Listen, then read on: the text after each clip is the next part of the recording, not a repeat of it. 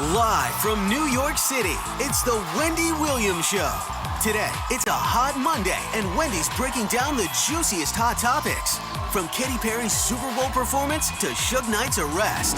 And you're going to love the huge discounts on trendy at Wendy items perfect for Valentine's Day.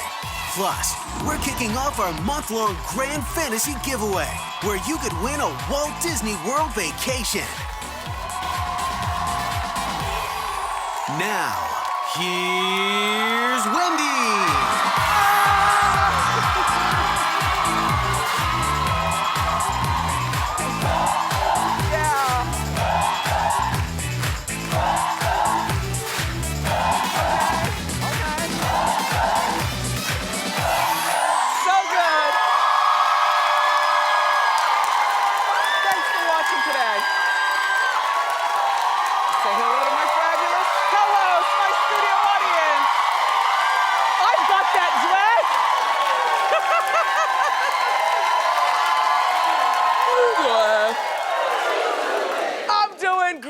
Let's get started. It's time for Hot Topics.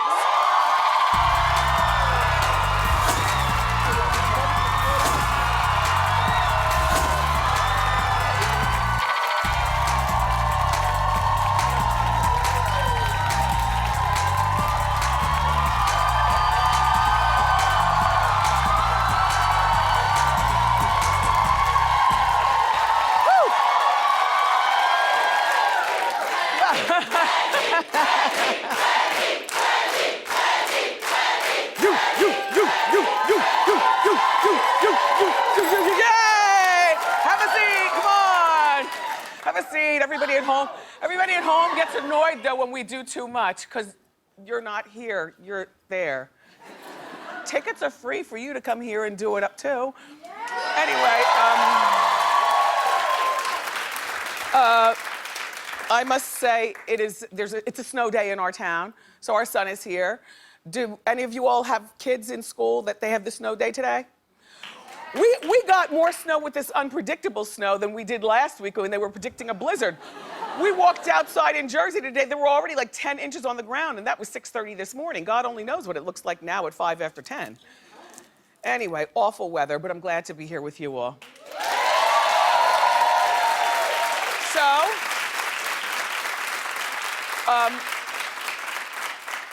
did you watch the Super Bowl? Did you watch the Wives with Knives marathon on the ID channel? Yes, exactly. That's why you're my girl. Uh-huh. So good. Anyway, the New England stole the show at the last minute from the Seattle Seahawks, is what I understand. The score was 28-24. And Tom Brady is now, continues to be an American hero. And what's his name, the black man? Lynch. Who? Marshawn Lynch. Marshawn Lynch was robbed. That's what they say. All I know is I was looking for Katy Perry. I lost track. The what? At 7:45, I start watching the Super Bowl. I start monitoring. But Wives with Knives marathon started at 4 o'clock, and it went until 2 o'clock in the morning. Only they started repeating them at 10 o'clock at night. That's when you know you're a loser. When you stay long enough with one channel that now the repeat is on. Anyway, I missed her performance. I only saw highlights from it this morning, but I liked the thing. She came in on that metal lion. Any show that has a metal lion must be fabulous. And I mean, Katy Perry is who she is. You know, she changed her, first of all, they only let her perform for 12 minutes, but all those Super Bowl performances at halftime, whether it's Bruno Mars, Madonna, or Katy, whoever, they're all 12 minutes. And she apparently did like tear away clothing with quick changes because she changed into her California beach look. I think this is cute. You know, Katy was playing to her core audience, you know, 17-year-old OMG girls. And a smattering of the rest of us who are older but like her music because she makes us feel young. She performed with Missy Elliott. I heard Missy was terrific.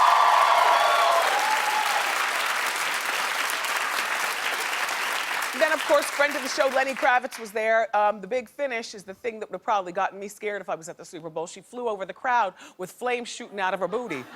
I can't. This just, to me, like, it's cute, the pyrotechnics and all that, but do you realize that that puts everybody in danger? And we've seen enough go on. Ask Siegfried and Roy, ask, Curtis Mayfield, ask many of the artists who've had things go on during their shows that just shouldn't have happened. That would have made me uncomfortable. But congratulations to you, Katie, and thanks for rising to the occasion of not talking bad about Taylor Swift. All weekend, though, it was very busy at the Hunter household. I was distracted by the sad news of Bobby Christina being in the hospital. Whitney Houston's daughter. We'll talk about that more this morning on the Inside Scoop, so make sure that you keep it here. And then People magazine confirmed that Bruce Jenner is, in fact, transitioning into a woman. Well, you know, when Hot Topic says it, you might look at me with a screw face. How dare you? But when People magazine says it, that's Bible, okay? So, People says that he reportedly has been transitioning slowly so that he can get used to, or the family can get used to the change and they're not so distracted. And that's very nice of him. You know, he started little by little. First, a delicate shave of the Adam's apple, and then weekly manicures, and then he did the pink, and then a little bit of hair added in, and then a little bit more hair added in, and then the highlights, and now it looks like some lip injections, and a softer thing going on. I think that this is terrific, that he is allowed to live his life.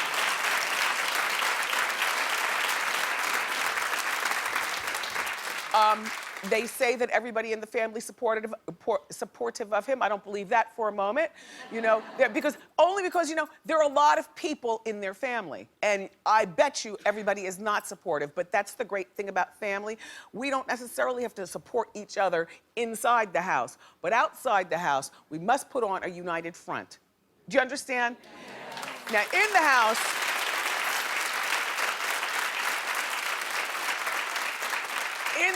they might be fighting like cats and dogs with Bruce, making people feel awkward. But what they show us here this is a recent picture. They show us a united front. And apparently, E! Entertainment has listened to what I was saying regarding the upcoming reality show. Remember I was telling you that Bruce and his sons were gonna do a reality show, and you were all clapping because, you thought this is him transitioning into a woman. Only the announcement wasn't made at that time, so I said transitioning into something. Well, I told E! Entertainment and Bruce, please don't do this show.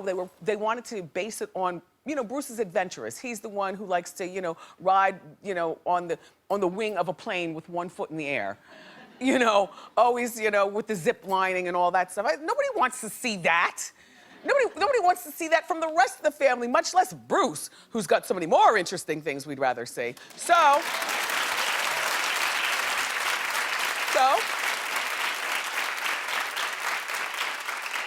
they've scrapped this whole adventure show, and they're gonna do the show that we want, which is Bruce transitioning for reality TV.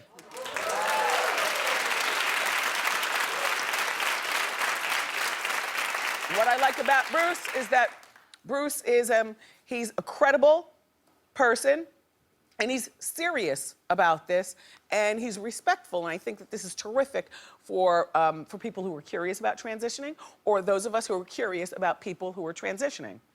Good luck, Bruce, and we'll be watching. Yeah.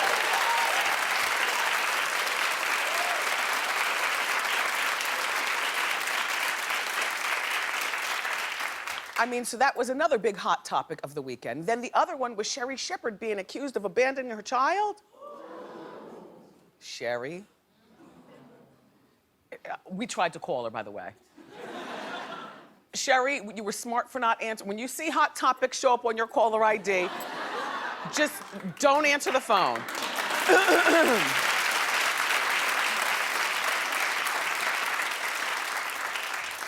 Even though that would be great for our business, right? But Sherry's a friend to the show. I must do this story. So first of all, I love Inside Edition. Next to People magazine, that is one of my long time, like if you see it on Hot Topics, you know to believe it. But if you see it on Inside Edition with Deborah Norville, You know, Deborah is going to give you a very accurate portrayal of everything going down. I love that show. Anyway, so it's Inside Edition. It's Friday afternoon, and I'm watching. And I'm like, what? Now remember, Sherry and her ex, Lamar, hired a surrogate to carry their baby. Now, we didn't know anything about the surrogate, but we found out on Inside Edition with Deborah Norville. Once she and Lamar got married, then the marriage started getting shaky. Sherry allegedly refused to claim the baby. And now the surrogate is speaking out for the first time on Inside Edition with Deborah Norville. Take a look, and then we'll talk. Because there was no other mother at the birth, Jessica's name was put on the birth certificate, which has landed her in a world of legal problems. I do get medical bills for LJ. I am now listed as a non-custodial parent in California. I have a child support case coming against me now. Being a parent myself, I just could not believe this was happening. How could you just give up on a human being that you decided in a contract you signed to do that? Like, this is your child. Well, so this woman, I think she has 2 children. She lives in the Pennsylvania area. She works in Philadelphia as a stenographer or something like that. I know they don't use that word anymore, but a data entry person. That's what she is, data entry. Okay, so they used Lamar's sperm, and they got the lady egg from a woman who fit their needs. They wanted somebody smart and athletic and black. So they used the stranger lady's egg and Lamar's sperm, and they put it into the carrier, who's the white lady. Well, Sherry, I guess at this point, doesn't want anything to do with the child, you know, because she's fighting with Lamar, which, you know, is kind of displaced aggression on an innocent child. Lamar is living in what looks like a 1-bedroom walk-up. I saw that over on Entertainment Tonight. They showed him inside of his house. He's on allegedly public assistance to take care of LJ. They're calling Lamar Jr. LJ.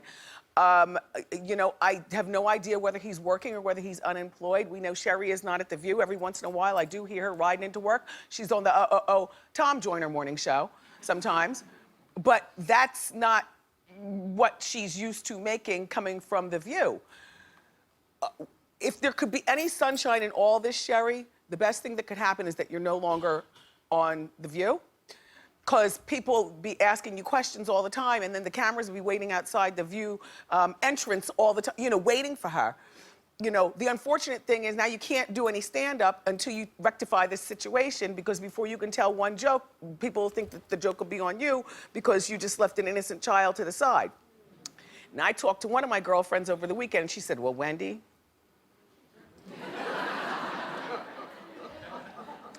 if I'm Sherry and I'm unemployed and can't stand Lamar, and this baby has nothing to do with any of my seedage or loinage, but Wendy, I don't want to say what I'm going to do. She goes, on account of I'm a Christian.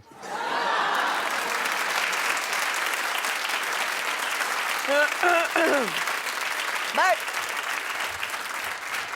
I would imagine that there are some people that would just leave this baby and, you know, to this. Can I ask, are there any of you here in the audience who feel as though Sherry just needs to be done with it? Clap.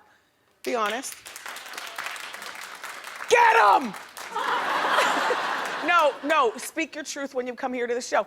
I don't think that Sherry's gonna have a peaceful night of sleep until she takes care of. She doesn't have to arrange visitation if she doesn't want to, but she at least needs to send this woman money to take care of that baby and her obligation.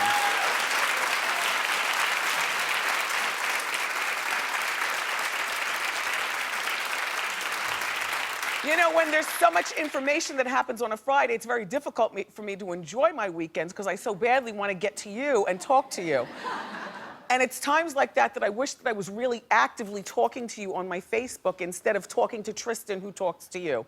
But talking on like this, it's not emotion. You know, all you get are flat words. So it's hard for me to wait until Monday. But another shocking scandal over the weekend, Suge Knight, the former hip-hop mogul, arrested for murder. Well, he allegedly plowed over 2 men with his truck. A red 450, 2 tons, 2 tons. Killed one of them by crushing his skull. Apparently, there was a fight in the parking lot. All right, I'll take you back to the beginning of this. So they're shooting the NWA movie. You know the legendary rap group NWA, the start of Ice Cube, Eazy-E, and Dr. Dre out West Coast. So they're shooting that movie.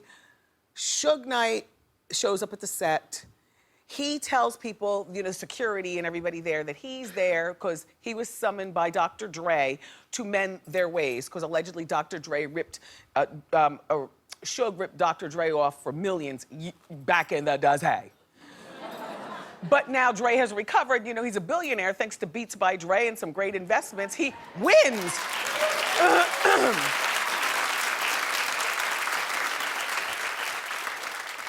So Suge shows up to the set, looking for Dre. Dre had already gone home for the day. Dre had never called him over there, says Dre. And I'm thinking in my mind, why would Dre even care about making up with Suge? Like I like Suge, but Suge is so there compared to what Dre is doing up here. Do you understand what I'm saying? Like why even entertain that? So Dre said that he didn't do it. Dre went home. Ice Cube was already gone from the set, and the set was, you know, anyway, disbanded pretty much. So Suge decides that he wants to do the confrontation with somebody else in the movie at Tam's Burgers. Now, if you're like me, before you can go on with the story, you're like, No, what is a Tam's Burger? So I get on the Googler and I find out Tam's Burgers is in Compton, right? And they're known for their pastrami chili cheese fries. Doesn't that sound delish? Anyway, so he goes over to Tam's for the big confrontation.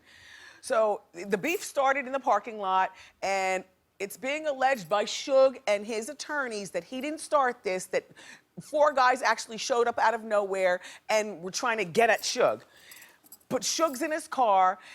Suge's friend that he showed up with, Carter, was behind his truck, behind the truck, having an argument with somebody at around the location of the tailpipe. Well, Suge gets nervous, throws the truck in reverse, ran over his friend, puts the car back in drive, allegedly ran back over the friend, crushed the skull, and that's that. So that's where the murder part comes. Somebody else was hurt there too, but they're an actor who's going to be okay. Now, the question is, was the murder involved surrounded by a self-defense situation because they really were trying to jump Suge and do harm to him? Or was Suge just being the legendary bully that he's more known to be than not? It's hard to say what. I mean, it'll all come out in the wash, although usually when Suge is involved, he ends up getting off. I don't know how that works. Remember, he was just shot 6 times like a month ago at Chris Brown's party. That wasn't the first time of him getting shot. Remember, he was grazed in the head the night that Tupac was killed. Suge was in the car. He was the wheelman. And a whole bunch of other things. I don't know, but I find this story really fascinating, and I'm definitely going to watch it. And I'll watch it for you and continue to report.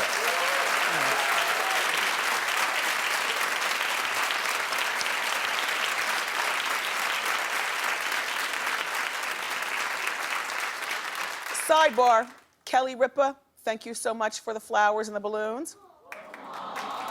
Yeah, for our 1000th show on Friday, and also Oak Ridge Boys. Thank you so much. They sent me a giant you know I'm old school, I love a telegram. They sent me a gigantic telegram saying congratulations on the 1000th show. So thank you, Oak Ridge Boys. Thank you very much. Iggy Azalea is not the only celebrity known for responding to her haters on Twitter, but it always bothers me when celebrities do stuff like that, because in the bigger scheme of hatation, you know, if they're trying to come for you in some weird way, that means that you win, Iggy. And all the haters and internet trolls can do is just leave you with a bad taste in your mouth, feeling either fat or, you know, less than. You know how some of you are when you try to jump down celebrities' You know exactly who you are. Anyway, so now Iggy's boss, T.I., is telling her, stay off social media. It's about time.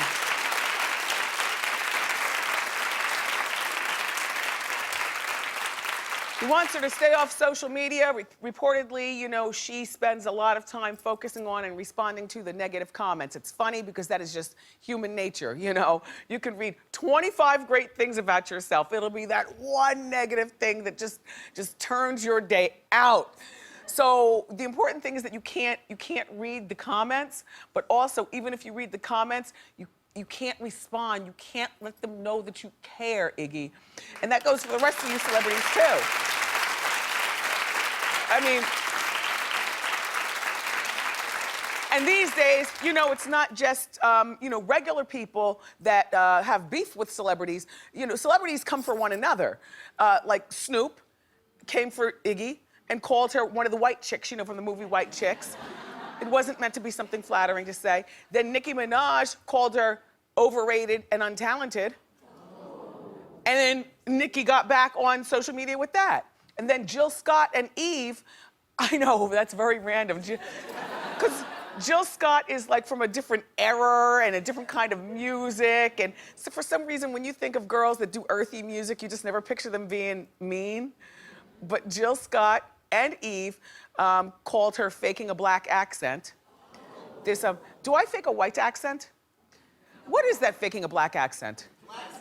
A black accent? No, I say that rhetorically. I say that rhetorically because growing up in Ocean Township, the four black kids that I was in school with used to call me white girl and say, you know, why do you talk like a white girl? So ridiculous. I don't know what that means. I don't know what that ignorance means. All I'm saying is, Iggy, don't just not pay attention to the regular civilians who might dish you on social media, but don't pay attention to your fellow celebrities, because right now, and I love Jill Scott, but Jill wishes that her star at this particular point in her career, was shining like yours. And so good luck.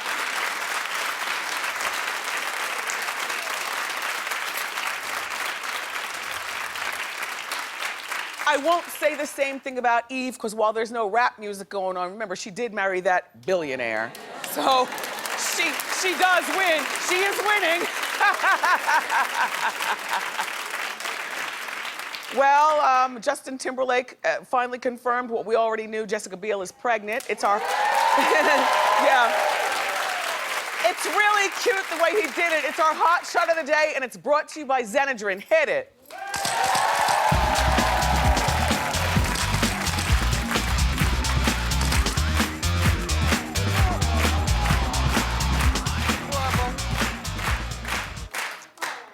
Babies don't save marriages, but they certainly do give you new hope. You know what I'm saying? Remember before you had your children, your first one or whatever, how nesting around the house and you'd whistle while you work and you know, skip to the mailbox. Babies are great. Congratulations, Justin and Jessica.